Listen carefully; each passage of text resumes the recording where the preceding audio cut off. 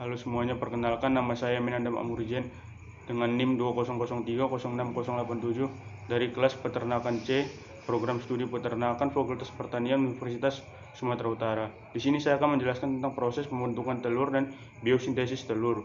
Untuk memenuhi tugas produksi ternak unggas dengan dosen pengampu Ibu Tati Widianasari, SPT MP.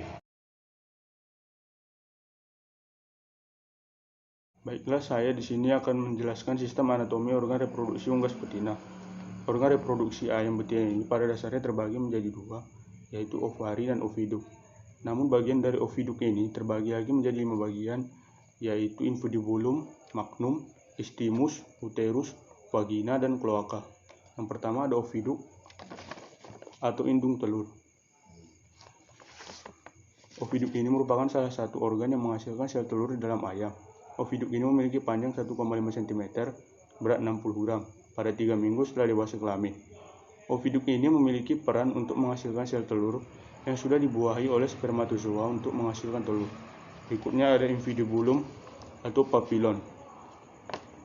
Infundibulum merupakan salah satu organ yang hanya terdapat di betina dengan memiliki fungsi untuk menampung atau menangkap sel telur yang sudah matang atau masak di dalam oviduk tersebut. Infundibulum ini memiliki panjang mencapai 9 cm yang mampu mensekresikan sumber protein yang sudah diterima selama 15 sampai dengan 20 menit. Berikutnya itu magnum. Magnum merupakan organ lanjutan dari infundibulum dengan memiliki fungsi dan peran untuk membentuk putih telur yang dihasilkan oleh infundibulum dan oviduk selama 3 sampai dengan 4 jam. Magnum ini juga merupakan organ paling panjang dari oviduk, sekitar 33 cm. Berikutnya ada isthmus. Isthmus merupakan organ lanjutan dari magnum. Setelah pembentukan putih telur, dilanjutkan dengan pembentukan selaput telur.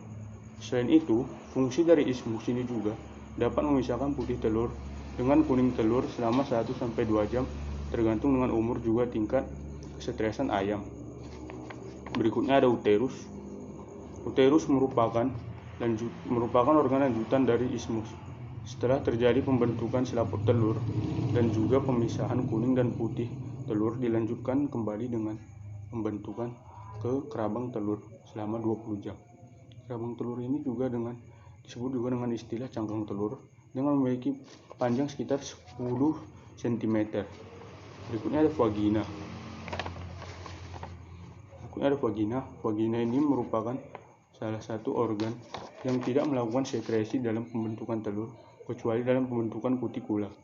Fungsi vagina ini hanya tempat lintasan telur dan juga lintasan urin serta feses. Vagina ini dilintasi telur selama 3 sampai dengan 4 menit dan setelah 30 menit akan mengalami peneluran kembali sehingga terjadi ovulasi. Berikutnya ada kloaka. Kloaka merupakan organ akhir dalam reproduksi ayam. Organ ini juga merupakan organ tempat pengeluaran telur yang sudah jadi dalam tubuh ayam. Pada dasarnya proses penetasan telur ini dan bagian organ reproduksi telur dapat dilakukan selama 23 sampai dengan 24 jam.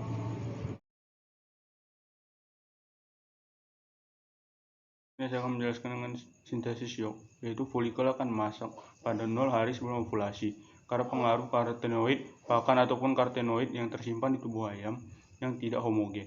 Maka penimbunan materi penyusun folikel menjadikan lapisan konsentrasi tidak seragam. Pembentukan ovidinum dinamakan vitellogeny atau vitellogenesis, yang merupakan sintesis asam lemak di hati yang dikontrol oleh hormon estrogen, kemudian oleh darah diakumulasikan di ovarium sebagai folikul autoform yang dinamakan yolk atau kuning telur. Dikenal 3 fase perkembangan yolk, yaitu tepat antara sebelum hari ovulasi dan fase paling lambat pada 0 hari sebelum ovulasi serta pada hari sebelum ovulasi. Akibat perkembangan cepat tersebut, maka akan terbentuk gambaran konsentris pada 2 kuning telur.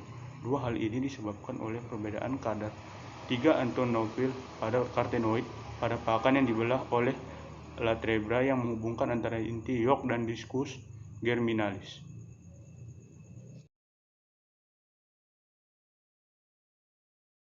Baiklah, saya akan menjelaskan tentang sistem albumen, yaitu protein-protein albumen terdiri dari yaitu 1 ovalbumin 54%, 2 ovotransmin atau conalbumin 13%, ovomucin 11%, ovoglobulin 8%, lisomes 3,5%, dan ovomucin 1,5 sampai dengan 3%.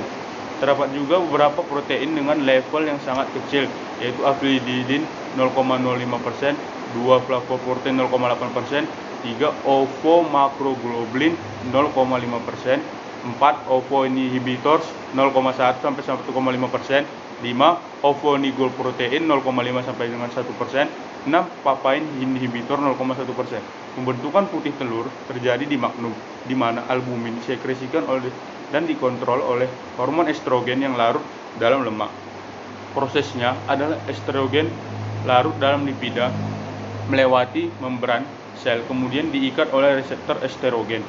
Kompleks estrogen dan reseptornya tidak aktif, sehingga menjadi 5S. Bentuk ini adalah pembawa pesan kedua yang memasuki nukleus. Sel berinteraksi dengan kromosom menyebabkan gen tertentu meninggalkan nukleus menuju ribosom untuk dinastrasi menjadi albumin.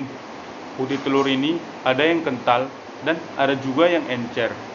Dengan masing-masing albumin memiliki bagian-bagian yaitu ovomucin, ovalbumin, dan conalbumin dan ovomucin. Proses pembentukan putih telur ini kurang lebih 3 jam.